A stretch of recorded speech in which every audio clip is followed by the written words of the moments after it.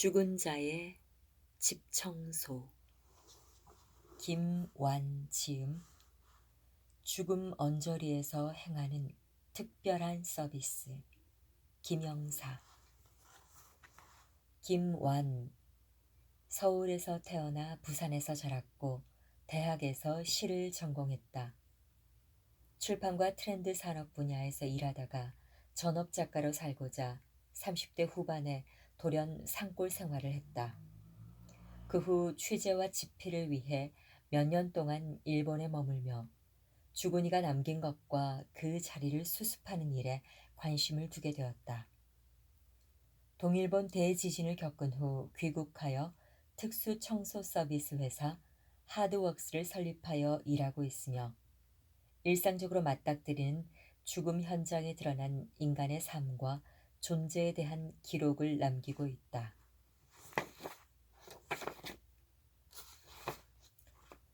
프롤로그. 문을 열고 첫 번째 스텝. 양손에 납작하고 투박한 검은 상자 2개를 들고 있습니다. 버튼을 누르고 저 높은 곳에 머무는 엘리베이터가 내가 서 있는 1층까지 내려오길 잠자코 기다립니다. 현장에 처음 방문하는 날이면 엘리베이터는 아득한 곳에 기거하는 낯선 존재로 느껴집니다. 습관적으로 몇 번이나 고개를 들어 2자리였던 붉은 숫자가 점점 겸손하고 낮은 숫자가 되는 모습을 지켜봅니다. 시선은 문 위의 숫자를 향하지만 그 숫자 하나하나의 의미가 마음에 스미지는 않습니다. 어쩌면 엘리베이터 앞에서의 시간이란 모든 이에게 그런 방식으로 공평하게 흘러가는지도 모르겠군요.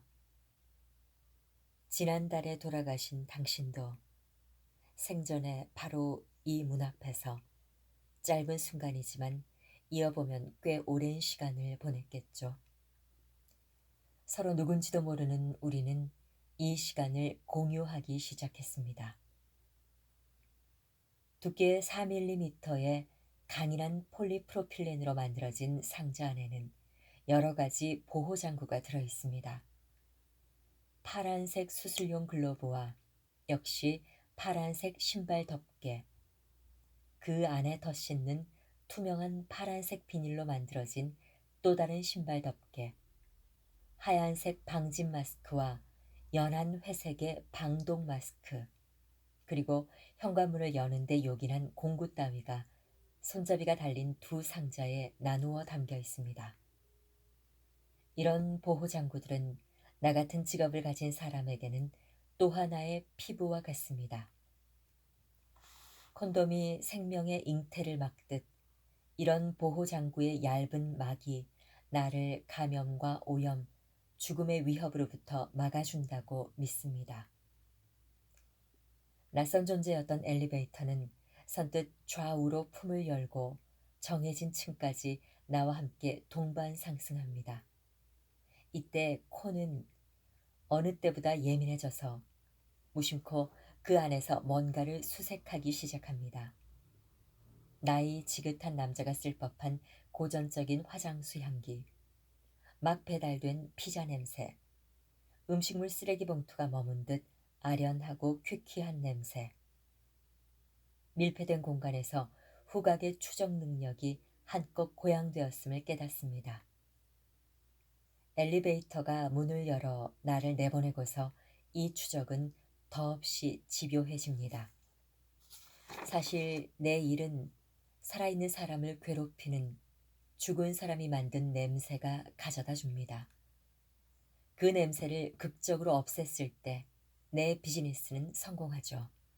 대가로 살아있는 사람이 나에게 돈을 지급합니다. 용서하세요. 문 앞에 도착하더라도 애써 예의를 갖춰 벨을 누르지는 않겠습니다.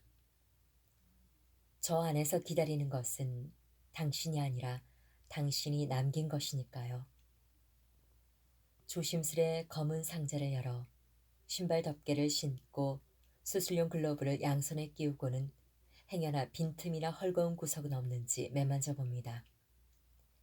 냄새를 여과 없이 제대로 맡는 것, 그 사실적인 측정이 이 일의 세부적인 과정을 계획하고 성공적으로 완수하는데 기준이 되기에 이때만큼은 코를 가리는 어떤 종류의 마스크도 쓰지 않습니다. 이제 나는 완전 범죄를 계획한 자처럼 지문도 발자국도 어떤 흔적도 남기지 않을 것입니다. 언제나 드나들던 곳처럼 자연스레 손잡이를 잡아 비틀고 서슴없이 집 안으로 들어설 작정입니다. 문을 열고 비로소 첫 번째 스텝을 밟습니다. 습관적으로 되풀이하는 초연하자는 각오가 무색하게 내 코는 이미 죽은 이가 남긴 냄새에 잠식되었고 심장 언저리에는 어둡고 축축한 그림자가 드리웠습니다. 스위치를 찾아 전등을 켜지만 이 순간만큼은 마음에 빛이 들어오지 않습니다. 태초에 빛이 있기나 했는지 가로등이 없는 심야의 지방도로 위를 비추는 자동차 전조등의 세계처럼 시야가 좁아졌습니다. 목구멍은 바람이 소금 사막을 스치듯 바삭거립니다. 문득 내가 해저를 느리게 요영하는 심해어 같다는 생각을 합니다. 냄새의 진원지는 신락 같은 빛이 비치는 곳. 물고기는 어둠 속에서 그 희부만 빛을 향해 천천히 헤엄쳐 가야 합니다.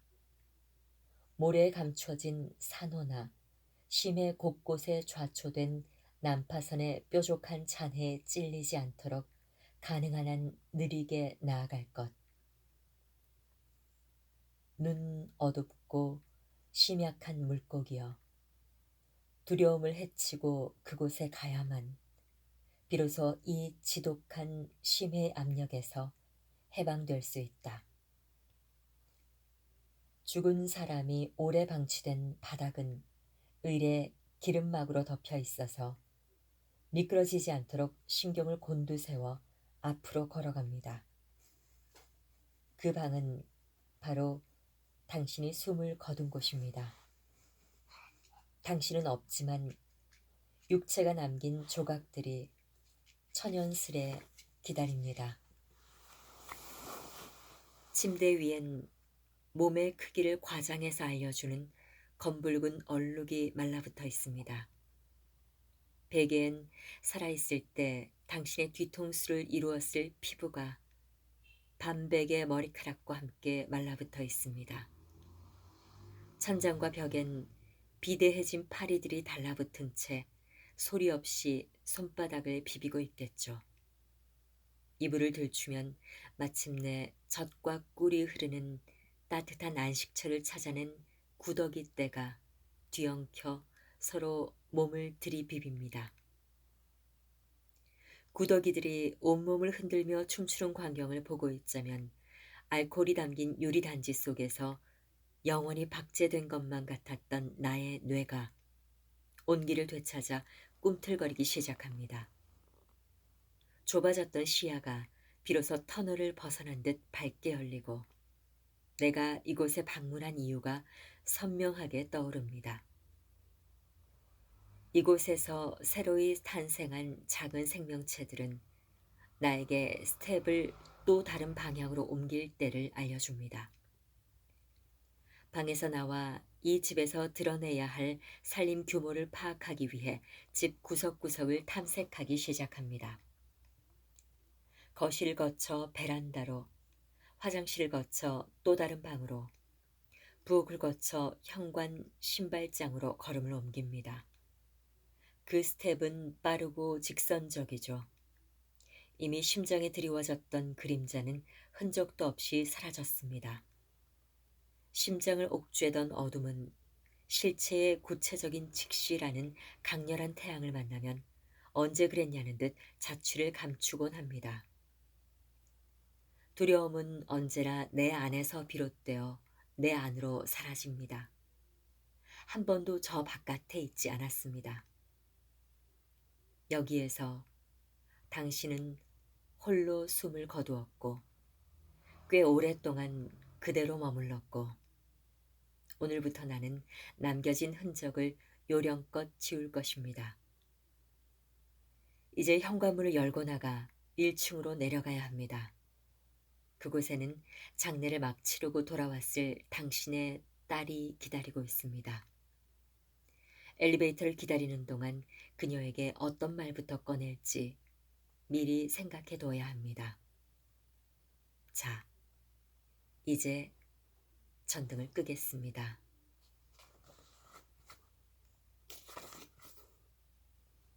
1장 홀로 떠난 곳을 청소하며 캠핑 라이프.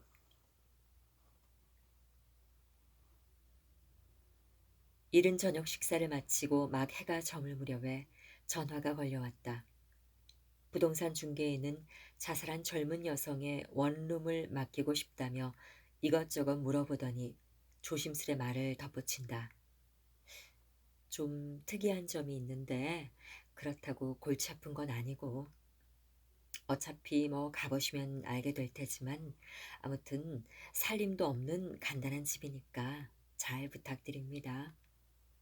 그런 말을 덧붙이면서도 목소리는 차분했고 사무적이지만 차갑지 않은 적정 온도를 유지하고 있어서 굳이 더 캐묻지 않았다. 상대가 상황을 설명하기 위해 20분 넘게 시간을 할애해도 막상 맞닥뜨리는 현장 상황은 그 설명과는 딴판인 경우가 있었고 짧은 몇 마디와 절제된 표현만으로 현실을 적확하게 제대로 암시한 경우도 있다. 쉰을 간 넘은 듯한 부동산 중개인은 고객이 알아듣기 쉽게 매물에 대해 묘사하는 능력을 오랜 시간 터득해 왔을 것이다.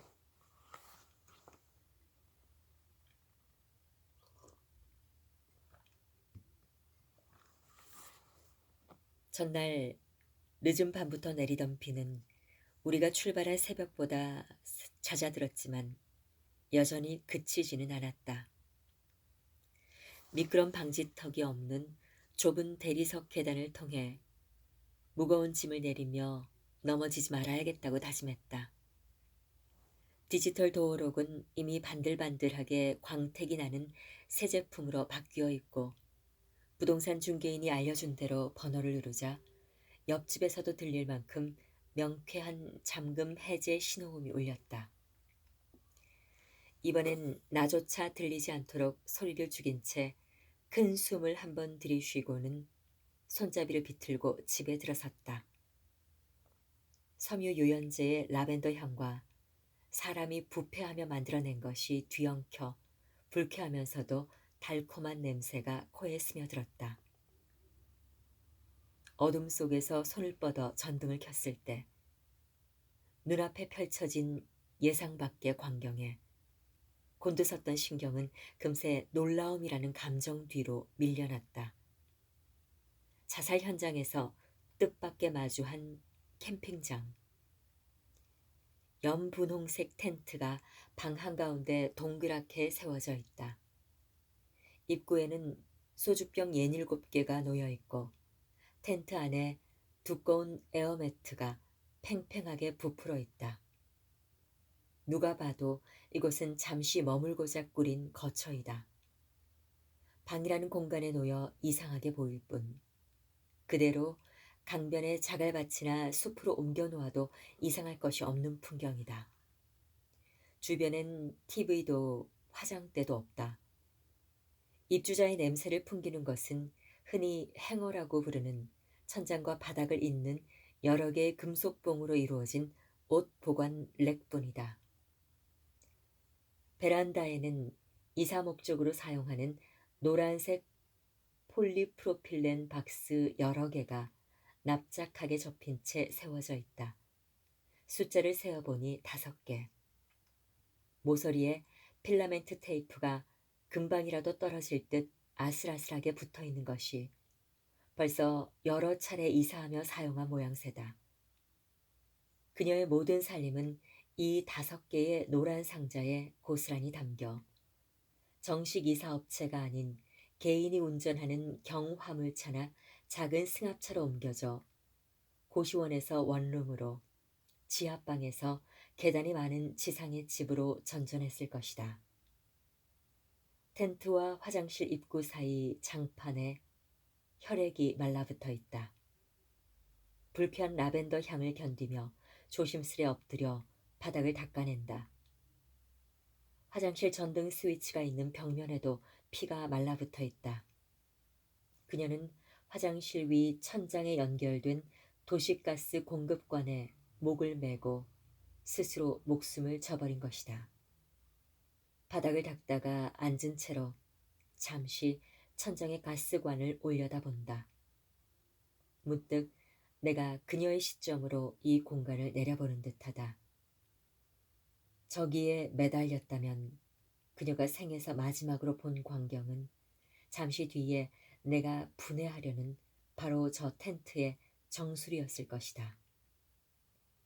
시도 철도 모르고 찾아오는 인간의 상상이란 잔인하다.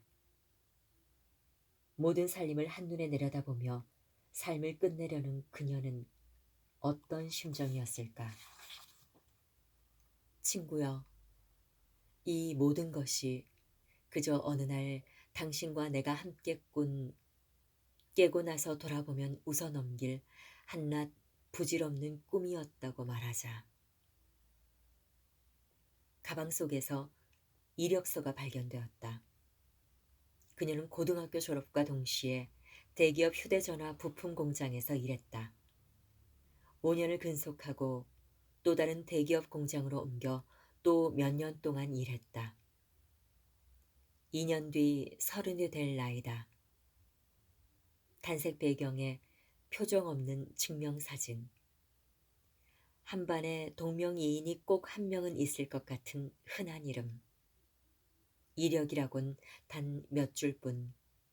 여백을 많이 남긴 이력서는 그녀가 짓는 풍부한 표정과 좋아하는 음식과 오랫동안 따라 부른 노래와 닮고 싶었던 사람과 사랑하는 친구의 옆모습에 대한 기억은 담아내지 못한다.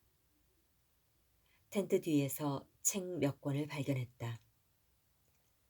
이 세상에 캠핑을 온 것처럼 실로 간단한 살림을 꾸리면서도 그녀의 곁을 지켜준 책이 무엇일까 궁금했다. 아무것도 하지 않을 권리. 참 소중한 너라서. 행복이 머무는 순간들. 아주 조금 울었다. 내 마음도 모르면서.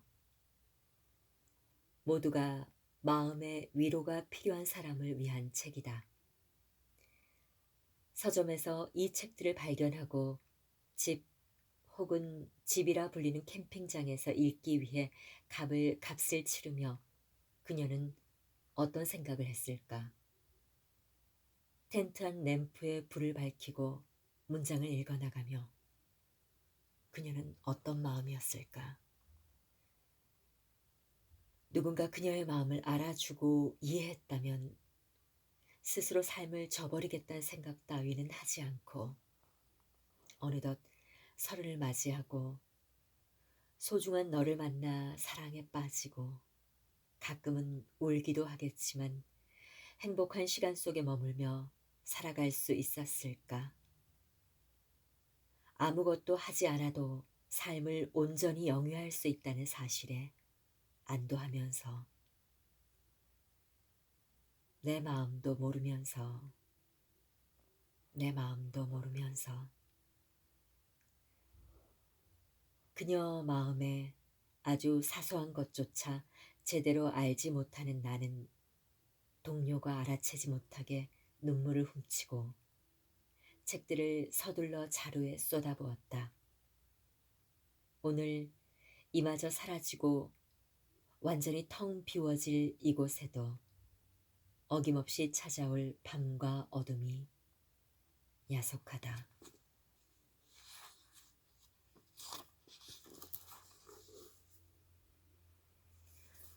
오늘 읽은 책은 김완님이 지은 죽은 자의 집 청소였습니다. 감사합니다.